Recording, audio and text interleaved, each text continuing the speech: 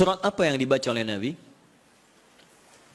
Secara singkat, ada tiga jenis surah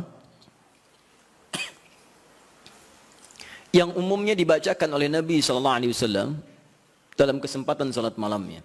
Tiga jenis surah. Alhamdulillah. Satu, surat yang ringan. Surat yang ringan.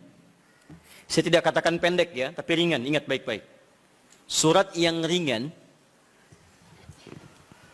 yang diisyaratkan bagi para pemula yang menunaikan salat tahajud.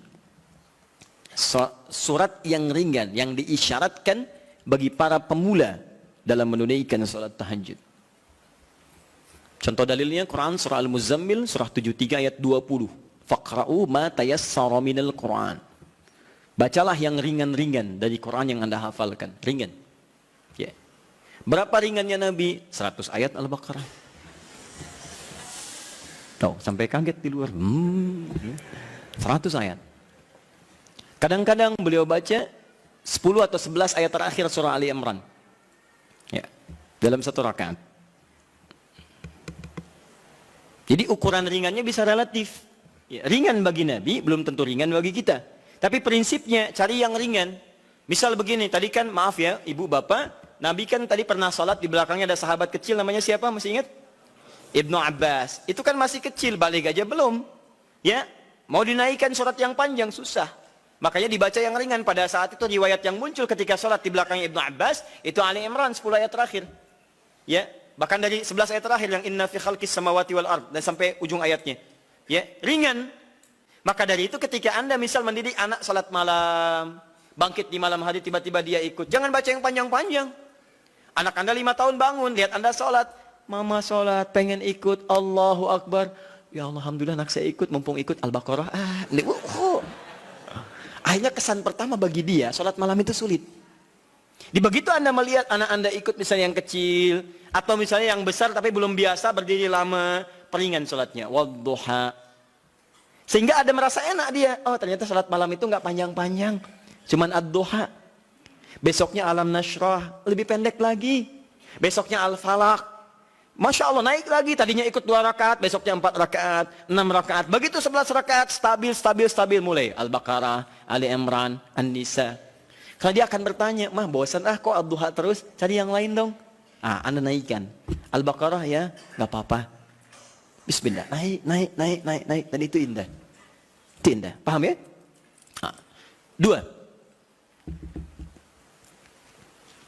Sudah? Surat yang tersusun dalam Al-Quran, surah-surah yang tersusun dalam Al-Quran, secara tertib, dengan tujuan mengulang yang dihafal atau memperbanyak yang dibaca. Dengan tujuan mengulang yang dihafal atau memperbanyak yang dibaca.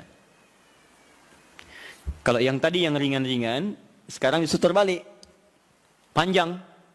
Jadi panjangnya ini diurutkan. Jadi kalau ada yang sudah hafal Quran, maaf ya, sudah hafal, maka jangan tinggalkan tahajud. Ciri penghafal Quran itu nggak meninggalkan tahajud. Nah dalam tahajudnya, dia mendesain salatnya itu untuk mengulang hafalan. Itu yang dikerjakan para sahabat. Bahkan ada yang semalam 30 juz. Ada yang semalam misalnya 1 juz dulu. Saya target 30 malam, misal 30 juz. Tiap malam 1 juz. Boleh. Silahkan sekarang Al-Baqarah juz pertama. Ya dari Al-Fatihah sampai Al-Baqarah 141. Misalkan. Kemudian malam keduanya 142 sampai 253. Teruskan lagi. 252. Selanjutnya 253 sampai Ali Imran. Terus An-Nisa. Sampai 30 malam 30 juz dia selesai. Itu boleh. Ya. Atau misalnya semalam 5 juz. Boleh. Karena tidak. Jadi kalau Anda sudah terbiasa menghafal Quran, sehari bisa 5 juz, Bu, Pak. Ya, mengulangnya itu. Mengulang. Usahakan ulang. Jadi subuh 1 juz, zuhur 1 juz, asar 1 juz, maghrib 1 juz, isya 1 juz. Kalau tidak mau capek dibagi 2, setengah juz sebelum subuh, setengah juz setelah subuh. Terus sehari 5 juz, mulai hari Sabtu, hari Ahad 10 juz, Senin 15 juz, Selasa 20 juz, Rabu 25 juz, Kamis 30 juz, Jumat berdoa kepada Allah. Khusus berdoa, tidak mengulang. Jumat itu doa minta ya Allah, engkau minta salat, saya salat, engkau minta menghafal, saya menghafal, engkau minta mengulang, saya mengulang. Engkau minta berdoa, sekarang saya bermohon kepadamu ya Rabb. Kalau saya sudah salat, saya sudah berinfak, sudah menghafal Quran, belum engkau kabulkan juga, maka mohon tunjukkan pada saya dengan cara apa lagi saya mesti bermohon kepadamu. Maka doa penghafal Quran ketika dia bisa khatamkan dalam 6 hari itu, Jumatnya mubarakah untuk dia. Itu yang disebut oleh orang Arab Jumat mubarakah, Jumat mubarakah. Semoga Allah turunkan keberkahan. Nah, nanti yang Anda hafalkan sampai Isya itu diulang, malamnya pakai dalam tahajud. 5 juz dibagi misalnya 10 rakaat, ya, satu juznya, satu rakaatnya setengah juz. Rakaat terakhir witir misalnya, ya, atau silahkan bagi ke 23 rakaat atau yang lainnya. Intinya adalah silahkan ulang-ulang hafalan atau sengaja untuk memperbanyak bacaan di malam hari. Anda hafal Al-Baqarah, pengen dipakai tahajud, boleh. Ya, Al-Baqarah ada 86 ayat, bagi 11 misalnya rakaat, silahkan, sah. Untuk memperbanyak dan mengulang bacaan. Paham? 3. Ini jenis yang terakhir, dan ini yang sangat jarang dilakukan. Padahal Nabi itu banyak disebutkan dalam riwayat sering mencontohkan ini. Memilih surah-surah yang sesuai dengan keperluan Anda, kebutuhan Anda. Memilih surah-surah yang sesuai dengan kebutuhan Anda, keperluan Anda. Tadi saya katakan di awal, semua surah Al-Quran itu adalah didesain sebagai pedoman hidup kita. Jadi semua masalah kita solusinya ada di situ. Saya pernah bacakan di awal jumpa kita banyak ayat di Quran tentang hidup kita. Nah, kenapa Anda saat malam tidak bermohon kepada Allah lewat sholat Anda? Maaf teman-teman, Bapak Ibu sekalian, dengan membaca surah yang terkait dengan kebutuhan Anda.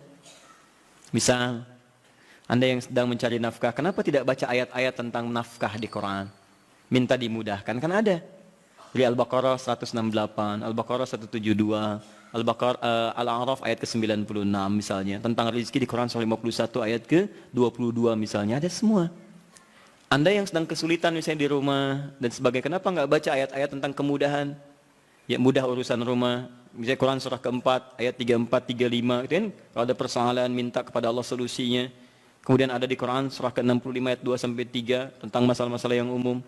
Anda yang di birokrasi, sekarang banyak orang saya tuh bingung ya. Kalau masa-masa pemilihan tuh banyak mengerjakan hal yang tidak perlu. Padahal kata Quran itu, di Quran surah 3 ayat 27 kan jelas. Dari 26 sebetulnya, sampai 27-nya. Jelas.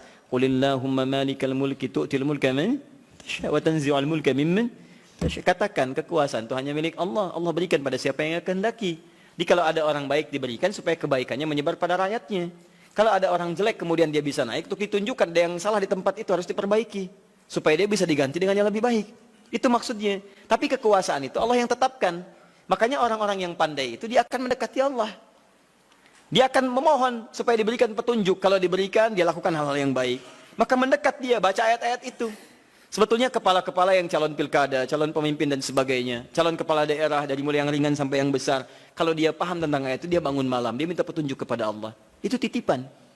Karena kalau cuma jadi pemimpin, Firaun pun pemimpin. Tapi kepemimpinan Firaun diabadikan bahkan dalam Al-Quran sebagai contoh, karena itu belum tentu mengantarkan dia ke surga. Hati-hati. Ada orang diberikan kedudukan, dengan itu dia bisa ke surga. Ada orang diberikan harta, dengan itu dia bisa ke surga. Ada orang diberikan pengetahuan, bekal itu untuk ke surga. Ada orang yang hanya diberikan tenaga, karena itu yang membuat dia ke surga. Bilal mendapatkan tenaga, dengan itu dia pakai adzan. Ali mendapatkan pengetahuan, dengan itu dia pakai berdakwah.